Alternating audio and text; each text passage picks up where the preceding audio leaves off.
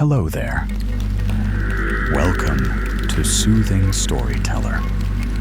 You've found a quiet little corner of the world where history is told not in haste, but in hushed tones, like old stories whispered beside a fire. You don't need to do anything now. Just lie back, close your eyes if you like, and let your breathing slow. Inhale gently and exhale. Tonight, we're taking a journey far, far back in time to the heart of the medieval countryside to understand how simple villagers, peasants, endured the bitterest nights of winter, and how they carried on with their lives through the long, dark months. No battles, no kings, just the quiet strength of everyday people living close to the earth and finding warmth in the smallest things. So now, listen to the wind outside your own window and imagine it sweeping across a wide, snowy field, past thatched rooftops and shuttered cottages. Let's begin. The village is still tonight. It is the middle of winter, perhaps late January, and the moon is rising quietly over the treetops.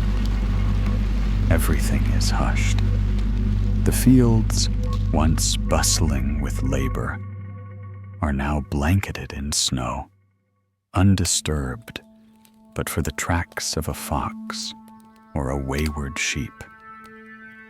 At the heart of the village, small cottages huddle together like resting animals. Their walls are made of wattle and daub, wooden beams filled in with mud and straw, now hardened like a crust of bread. The roofs are thickly thatched, a golden brown layer that keeps out the cold and damp.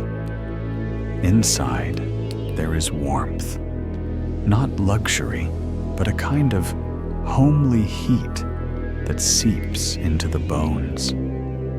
A central hearth crackles gently, the only true source of light and warmth in the room. The fire is never allowed to die out completely. Even through the night, someone stirs the embers to keep them glowing, feeding them with small pieces of wood or dried dung cakes. You might hear it, the low crackle of burning twigs, the pop of sap in the logs, the occasional sigh of wind slipping under the wooden door. And there, around the hearth, a family sleeps. Beds, for most peasants, were not the grand wooden frames you might imagine from fairy tales.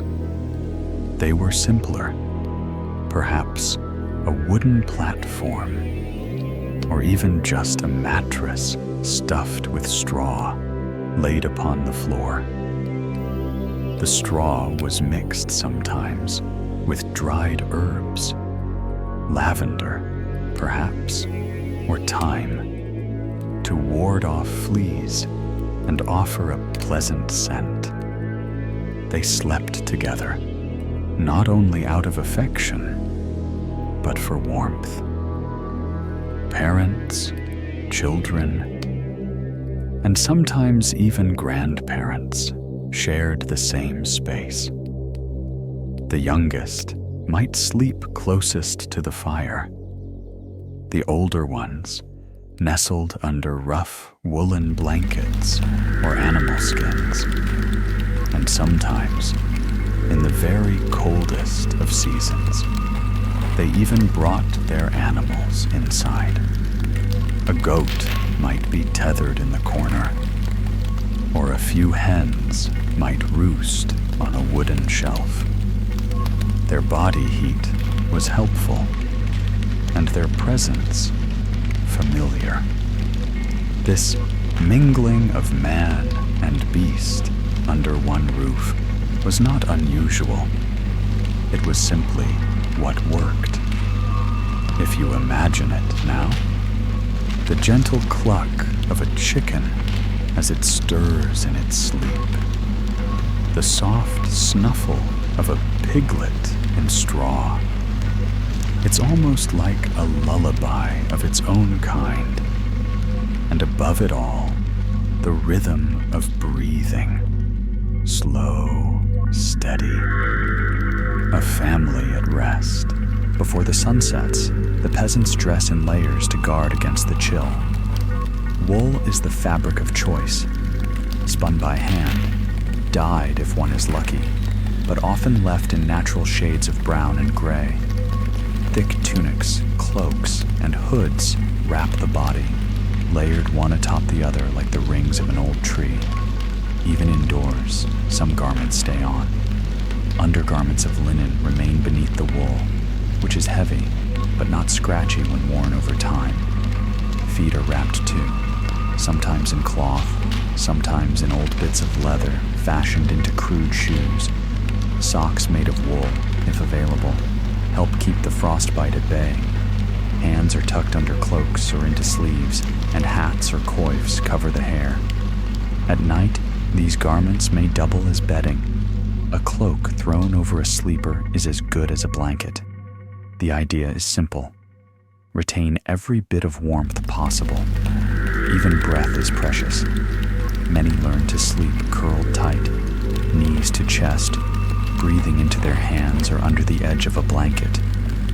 All of this, the closeness, the careful layering, the shared body heat, it builds a kind of quiet resilience, a strength not shouted, but shown in the way they endure.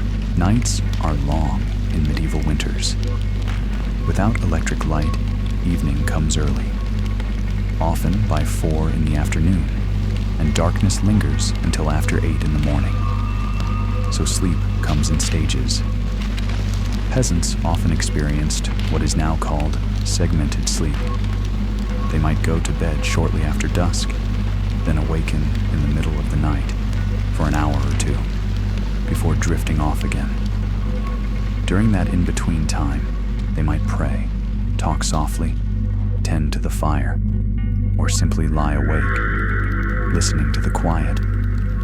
Some might step outside, wrapped in cloaks, to check on animals or look at the stars.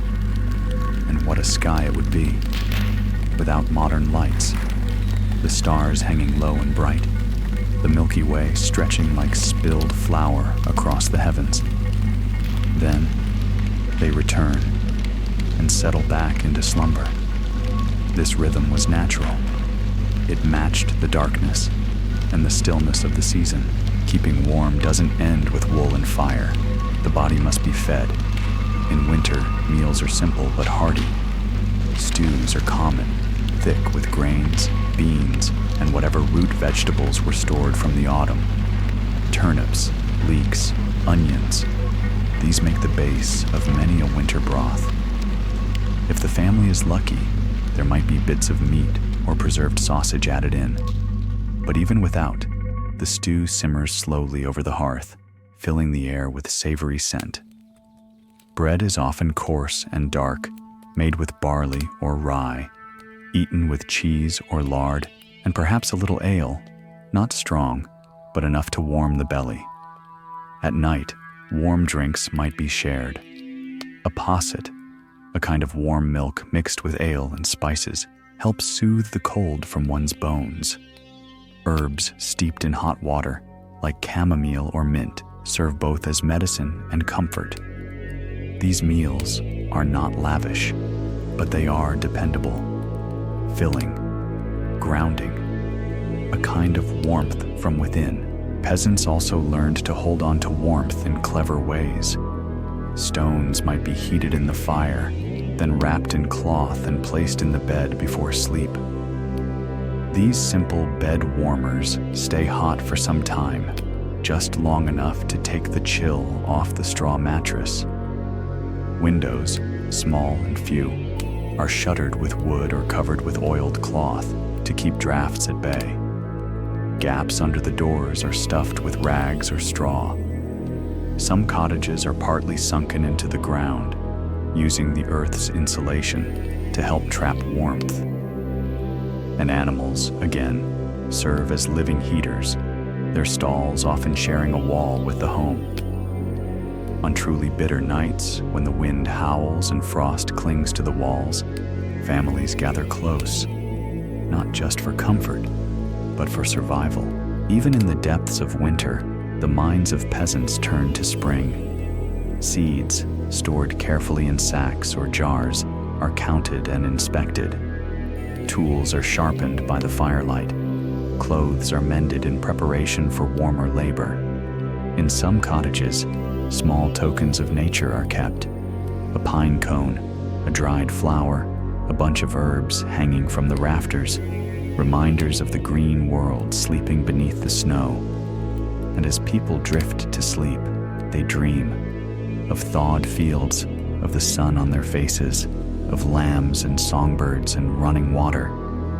They dream of warmth, not just physical, but the warmth of color, of movement, of light returning to the world. Life for medieval peasants was undeniably hard. And yet, in winter, there was a strange kind of peace. The work slowed down. The earth itself rested, and so did they. Within the hush of snow and firelight, there was time to tell stories, to sing old songs, to share silence with those they loved. Outside, the church bell might ring softly in the distance, a sound so ancient it seems to vibrate through the air like memory itself. And inside, the rhythm of breath, the occasional cough, the shifting of straw under a sleeping child. All these sounds formed a kind of lullaby. This was winter, and in its cold, its darkness, its quiet, there was a kind of comfort, born of shared hardship and quiet hope. So now, as you lie in your own bed, feel the weight of the blankets, the warmth you've gathered, and let yourself sink into it. Imagine the snow falling gently beyond a thatched roof, the low glow of a fire, the softness of wool and straw. Let your breath slow. The peasants have gone to sleep. The fire is low. The wind whispers through the trees. And you too can rest now. The night is long, but peaceful. Sleep well.